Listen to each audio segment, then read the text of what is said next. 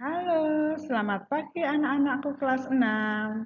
Hari ini berjumpa kembali dalam Bu Ida dalam pembelajaran daring. Hari ini kita akan belajar tema 4 globalisasi, subtema 2 globalisasi dan manfaatnya, pembelajaran yang kedua. Sebelum kita mulai pelajaran, marilah kita berdoa dulu agar pembelajaran kita pada pagi hari ini dapat berjalan dengan lancar. Berdoa, mulai. Berdoa, selesai.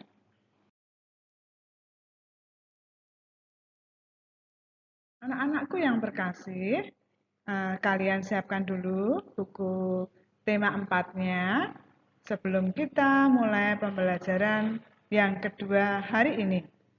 Kompetensi dasar yang akan kita pelajari pada pagi hari ini meliputi MUPEL PKN, Matematika, dan SBDP.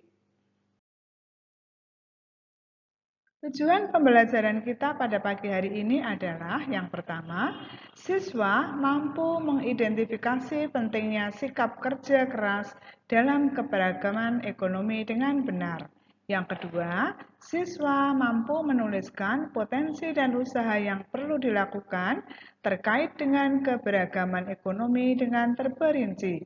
Ketiga, setelah bereksplorasi, siswa mampu menemukan rumus volume kubus dengan menggunakan model konkret dengan benar. Yang keempat, setelah bereksplorasi, siswa mampu mempresentasikan rumus volume kubus dengan menggunakan model konkret dengan benar. Dan yang kelima, siswa mampu mengidentifikasi reklame atau poster berdasarkan ciri-ciri reklame yang baik. Perhatikan teks bacaan berikut ini, simak dengan cermat dengan baik. Pengrajin Garut yang menembus dunia. Sekarang ini, siapa yang tak kenal Mang Samad, pengrajin sandal kulit dari Garut. Ia sering sekali diundang di berbagai acara temu wirausaha untuk menjadi pembicara dan pemberi motivasi bagi para wirausahawan muda. Memang kerja keras Mang Samad patut dicontoh. Tak banyak wirausahawan kecil seperti dirinya yang bisa berkembang hingga terkenal di mancanegara. Dulu, Mang Samad hanyalah seorang penjajah sandal kulit keliling. Ia berjalan dari desa ke desa, kemudian memberanikan diri beberapa minggu sekali pergi ke Jakarta untuk menjajakan sandal kulit yang diambilnya dari pabrik. Dari pengalamannya menjajakan dagangan, ia jadi tahu keinginan para pembeli. Ia jadi tahu model seperti apa yang menjadi favorit pembeli. Ternyata semakin rumit bentuk jalinan kulit sebuah sandal, apalagi untuk laki-laki, justru tidak diminati. Bentuk sederhana dan klasik tetap menjadi favorit pembeli. Namun, kualitas kulit dan jahitan sandal menjadi hal yang utama. Merasa tak puas jika hanya menjajakan, Mang Samad pun belajar untuk membuat sandal. Keterampilan dasar memproses dan menjahit kulit sudah Mang Samad miliki karena desa tempatnya tinggal merupakan desa pengrajin sandal. Mang Samad dan pengetahuan serta minat para pembeli dari pengalaman berjual, Mang Samad mulai bereksperimen dengan berbagai model sandal buatannya sendiri. Ia mencoba membuat sedikit, kemudian menitipkan di toko atau temannya. Ketika laku, ia membuat lagi, mencoba model yang baru, mencoba warna baru, lalu begitu seterusnya.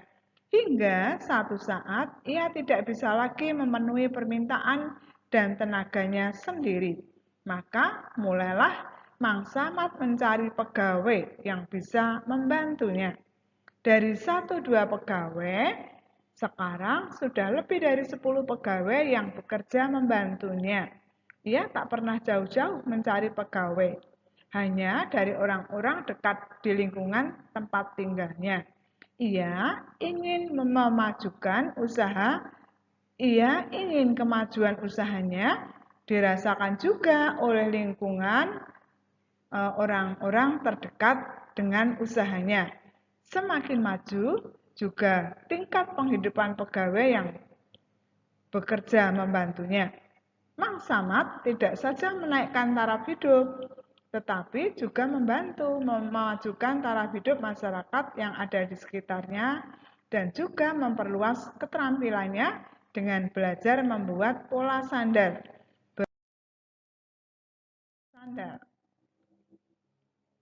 Pengetahuan minat pembeli dari pengalaman berjualnya, Mang Samad mulai bereksperimen dengan berbagai model sandal buatannya sendiri. Ia mencoba membuat sedikit, kemudian menitipkan di toko atau temannya yang berkeliling. Ketika laku, ia membuat lagi, mencoba model baru lagi, mencoba warna baru, lalu begitu dan seterusnya.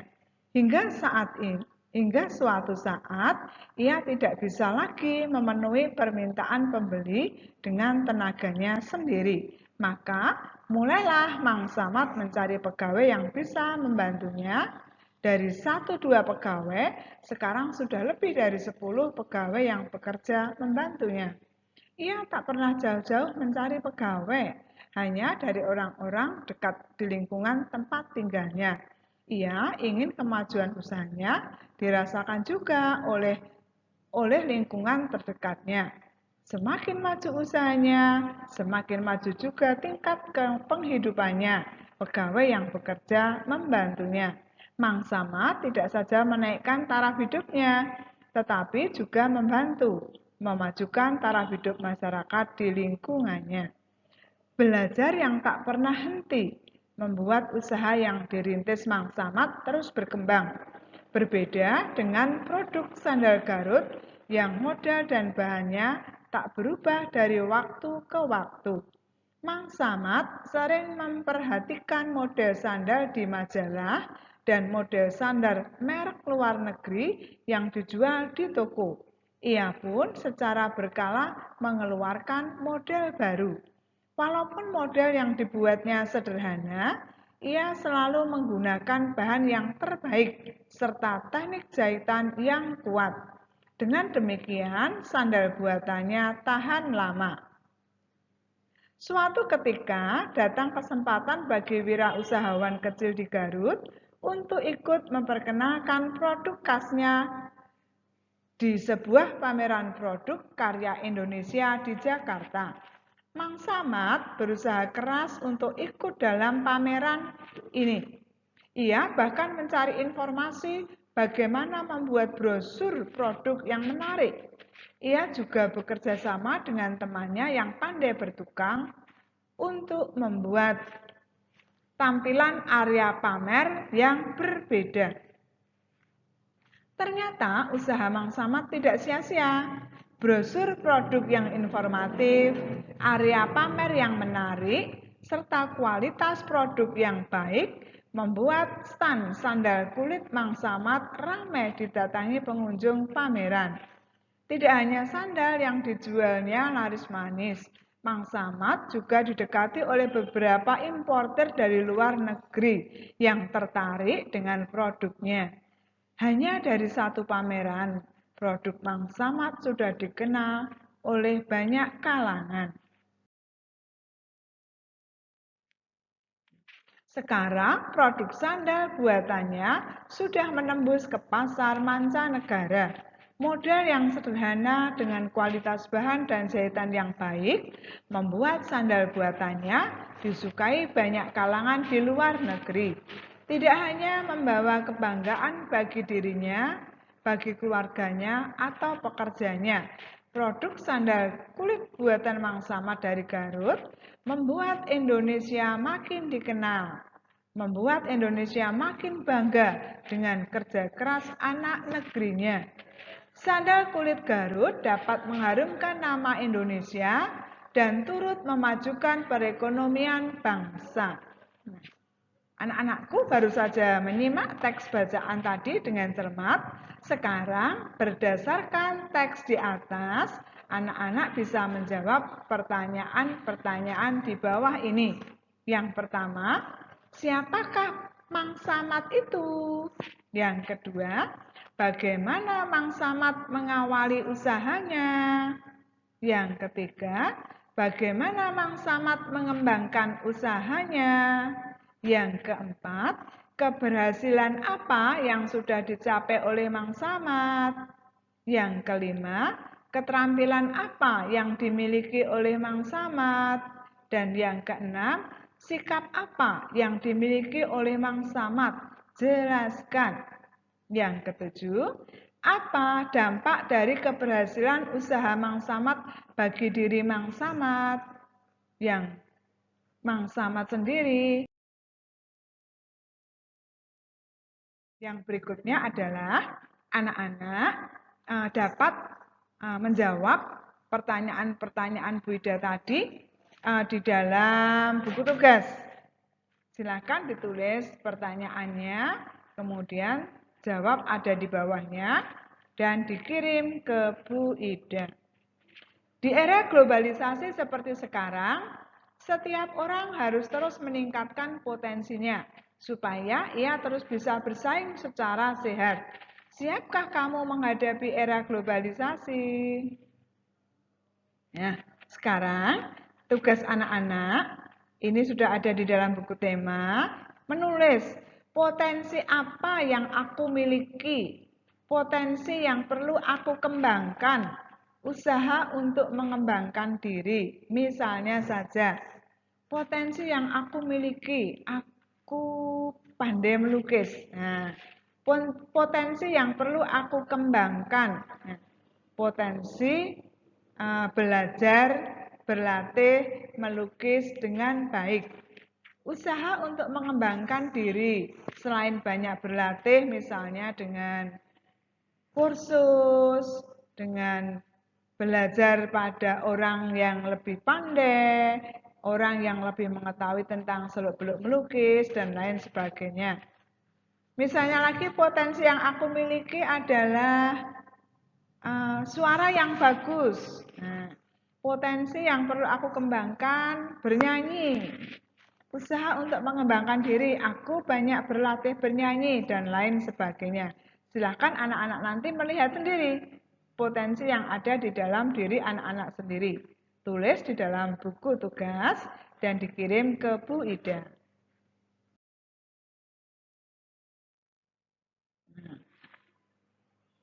Tahukah anak-anak tentang mainan rubrik atau sering disebut Magic Cup? Mainan ini diciptakan oleh Erno Rubik yang berasal dari Hungaria.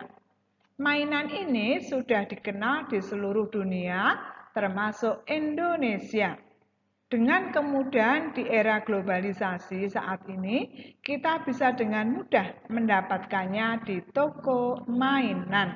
Nah, seperti inilah yang disebut dengan mainan rubrik atau Magic Cup yang ditemukan oleh Erno Rubik yang berasal dari Hungaria.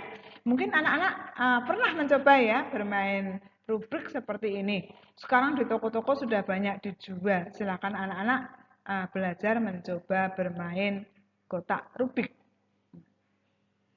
Berbentuk apakah bentuk mainan rubrik di samping? Cobalah menghitung berapa kubus kecil yang menyusun mainan rubrik. Perhatikan, nah rubrik yang ada di sebelah kanan. Apa anak-anak bentuknya? Iya betul, bentuknya kubus. Cobalah menghitung berapa banyaknya kubus-kubus kecil yang menyusun mainan rubrik tersebut. Nah, di sini ada setiga. Ke atas juga ada tiga. Perhatikan, ya. Silahkan dihitung dulu. Mainan rubrik bentuknya kubus. Rubrik disusun dari kubus-kubus kecil yang dinamakan kubus satuan. Banyaknya kubus satuan yang menyusun rubrik bisa disebut isi rubrik atau volume rubrik. Ayo, kita bereksplorasi lebih jauh tentang volume kubus.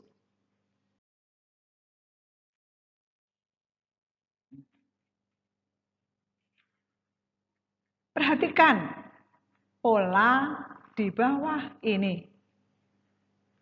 Paling kiri ada satu kubus kecil.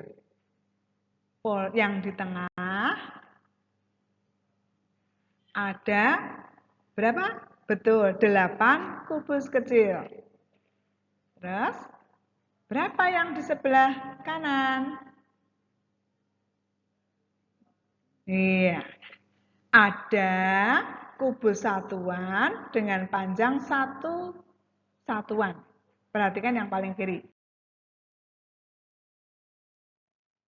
Isilah tabel pengamatan berikut ini. Contohnya yang pertama tadi ya, kubus yang paling kecil, yang paling kiri, rusuk ke 1, panjang rusuk 1, banyaknya kubus satuan 1. Terus kubus yang kedua tadi, atau rusuk yang kedua, banyaknya rusuk ada berapa, banyaknya kubus satuan berapa. Silahkan dilanjutkan sampai yang nomor 3. Ya.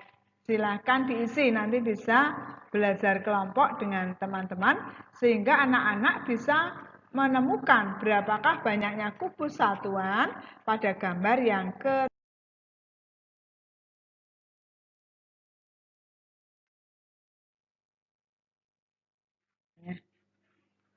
Ayo berlatih.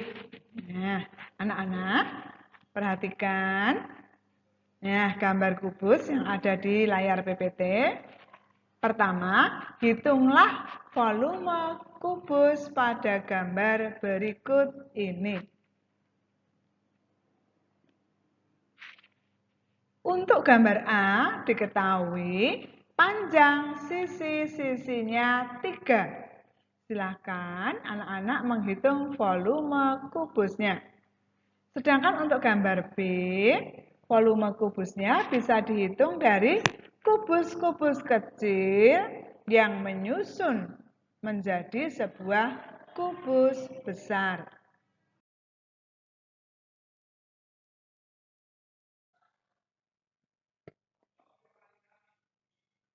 Nah, sekarang perhatikan gambar kubus yang ketiga. Nah, yang paling bawah sudah disusun kubus-kubus kecil seperti nampak pada gambar. Kemudian di atasnya belum disusun kubus-kubus kecil. Silahkan anak-anak menghitung volume dari kubus itu jika kotak-kotak kubus kecilnya itu penuh. Jadi bukan hanya yang paling bawah, tetapi semua. Jika penuh, dari bawah sampai atas, berapa volume kubusnya. Demikian pula gambar yang D. Nah, silakan anak-anak mencari volumenya jika diketahui panjang sisi-sisinya 3 cm. Pertanyaan yang kedua, hitunglah panjang rusuk kubus jika volume kubus adalah A 64 cm3, B 516 cm3, C 125 cm3. Yang ketiga, Dayu mempunyai tempat air yang berbentuk kubus. Jika panjang rusuk tempat air adalah 50 cm, hitunglah volume tempat air. Pertanyaan keempat, Dina dan Siti mempunyai tempat air berbentuk kubus. Panjang rusuk tempat air Dina dan Siti adalah 30 cm dan 40 cm. Hitunglah selisih volume tempat air Dina dan Siti.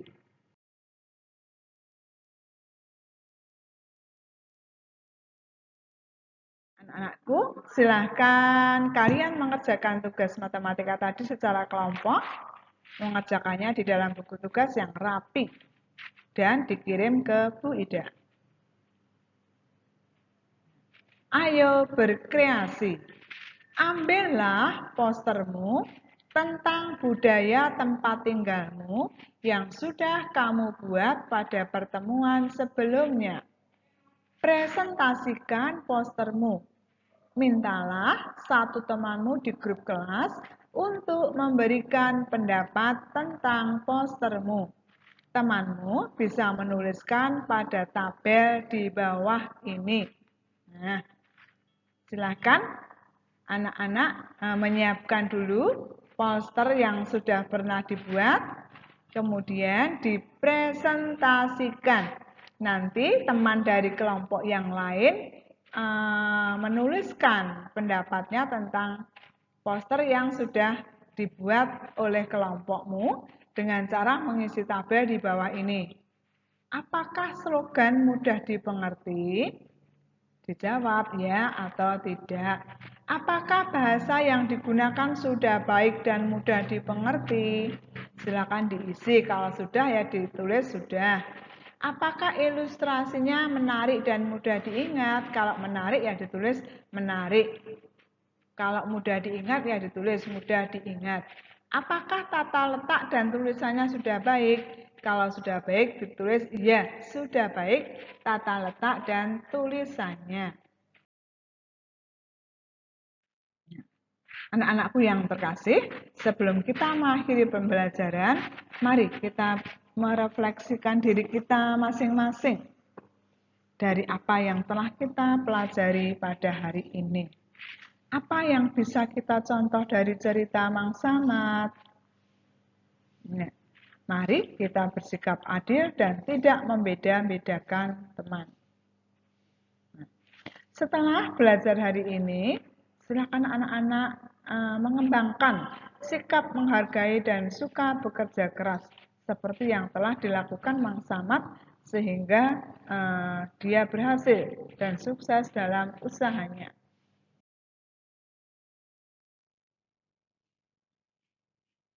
Marilah kita siapkan hati kita untuk berdoa sebagai ucapan syukur kita karena pada hari ini kita sudah belajar dengan lancar. Berdoa mulai. Berdoa selesai. Partisipasinya pada pagi hari ini. Selamat belajar, tetap semangat, dan jangan lupa melaksanakan 4M. Nah, anak-anakku yang terkasih, sampai di sini dulu perjumpaan dengan Bu Ida. Kita bertemu lagi pada esok hari